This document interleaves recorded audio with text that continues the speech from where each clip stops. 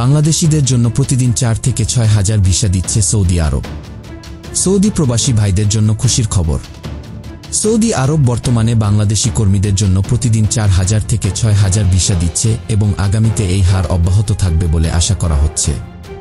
বাংলাদেশ থেকে পাওয়া তথ্যের বরাত দিয়ে আজ মঙ্গলবার গালফ নিউজ এ খবর জানিয়েছে। প্রতিবেদনে বলা হয়, গত মাসে সৌদি আরব 83 হাজার বাংলাদেশি কর্মী নিয়োগ দিয়েছে। এটি দেশটিতে এক মাসে বিশ্বের যে কোনো দেশের জন্য সর্বোচ্চ নিয়োগ। সৌদি আরবের ভিশন 2030 পরিকল্পনার অধীনে উচ্চাভিলাষী উন্নয়ন প্রকল্পগুলো ত্বরান্বিত করার সঙ্গে সঙ্গে কর্মী চাহিদা বৃদ্ধি পেয়েছে।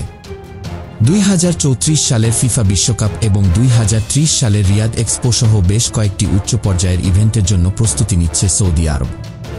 এসব ইভেন্টের জন্য এয়ারপোর্ট, রেলওয়ে ও স্টেডিয়ামের মতো বিশাল অবকাঠামো প্রকল্প রয়েছে।